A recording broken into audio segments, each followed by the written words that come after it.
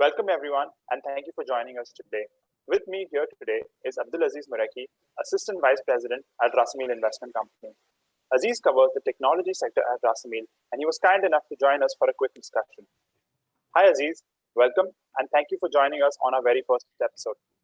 Hi, Sureen. Thank you for the invite, and I'm very happy to be part of this discussion to share some of our views on the IT sector.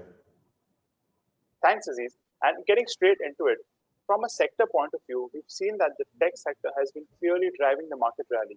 What's going on? Okay, that's a great question.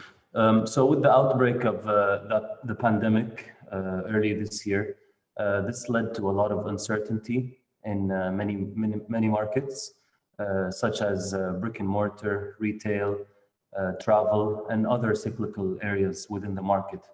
However, on the flip side, within IT, we've observed very strong demand for data center capacity, as well as strong demand for hardware such as PCs and upcoming rollout of 5G equipped phones, as well as changes to work and school environment to allow for social distancing and more work from home. Now, the current 5G growth story, as well as new gaming console cycles, will continue to be tailwinds for the market, for the IT sector, and we expect that deployment of work and school from home systems will continue to benefit IT players within the sector. Thanks, Aziz. And I just want to follow up on the same question. What do you think is driving all of this? Is it secular growth? Is it speculation? Or is it just the general fear of missing out? Yeah, well, as previously mentioned, there have been many secular growth stories that have allowed for the IT sector to outperform. But I would also argue that there has been a great degree of fear of missing out that is driving the market higher. And this has been observed and proven with the large growth in trading volume that we're seeing in retail brokerages such as Robinhood, and also has been further intensified by stimulus throughout the year, zero commission trading, as well as fractional trading. Thank you, Aziz. That was very well articulated. Moving on, just to follow up, we've seen that the tech sector has had a phenomenal run year to date. But from where we stand today, do you think we've reached a tipping point? That's an interesting question, Sureen. And for this, I'd like to share my PowerPoint.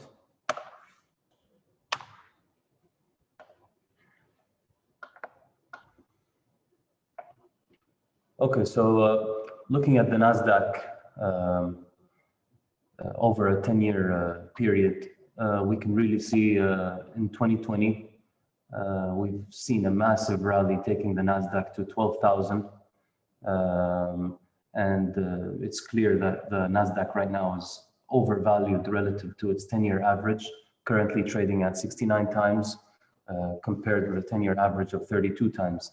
Now, during the year, we've seen prices of IT stocks have really rallied throughout the year. However, earnings haven't responded in the same way, which is leading to a massive PE expansion that we've seen from March all the way to date.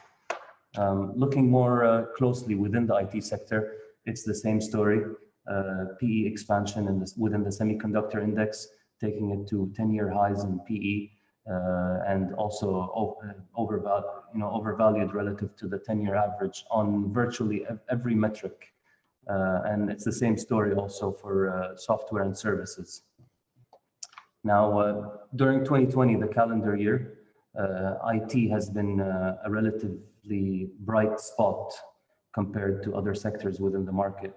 We've seen the S&P 500 experience a revenue decline of 2.7% year over year, and earnings decline of 17% year over year, whereas IT has seen revenue growth of 4% and earnings growth of 4% during the calendar year.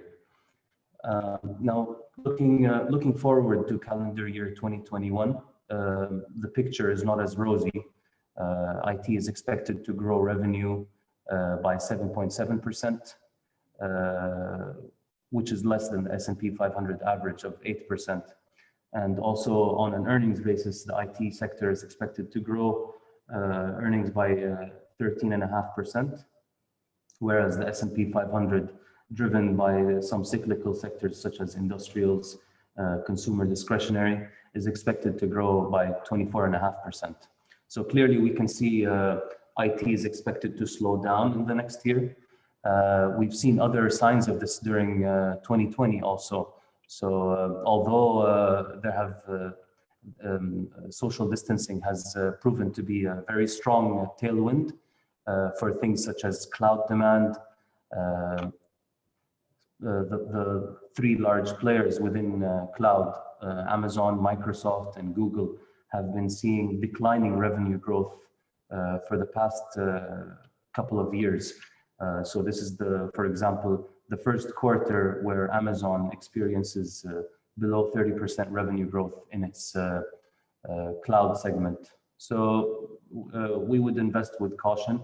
We believe the market, actually the sector, is overvalued. And yes. Thanks, Aziz. Those were some great charts that you shared, and I certainly do agree with what you said.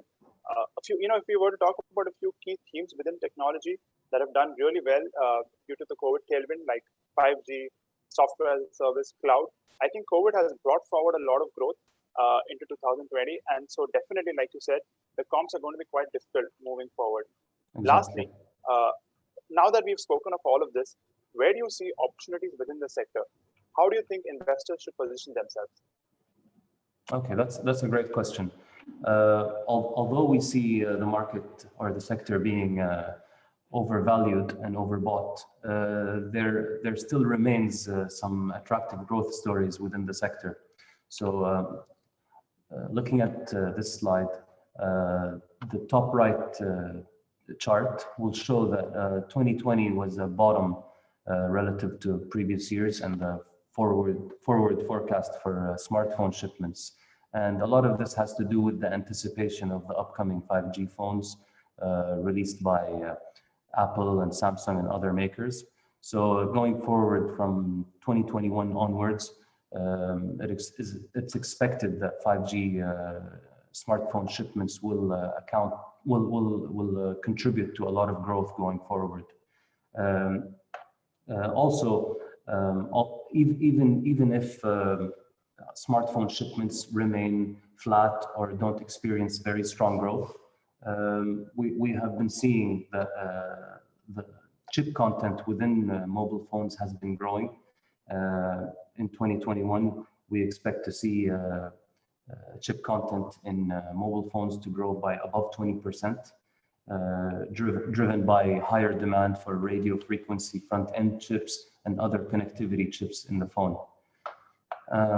Moreover, looking at the supply-demand dynamics for memory, which is a main component of consumer electronics and servers, we expect memory, DRAM specifically, demand to grow going forward through 2024. And the current capacity for DRAM is not at the level of expected demand going forward. So we expect in the next couple of years for there to be a shortage in DRAM supply relative to demand, which actually bodes well for DRAM prices and memory prices overall. So this should be good for memory makers in terms of growing their margins and achieving higher free cash flows. Finally, looking at servers, I think it's most analysts are in agreement that although we've seen massive growth in server demand in 2020, in terms of value and units, this is expected to continue into 2021. Amazon Web Services, Microsoft, and Google have kind of slowed down CapEx related to cloud in the second half of 2020. But as we come closer to finding a vaccine and life coming back to normal, it is expected that CapEx related to cloud and servers will increase going forward. That was a very insightful discussion, Aziz. Thanks again for taking out your time, and we look forward to hosting you again very soon. Thank you very much, Salim. I appreciate your time.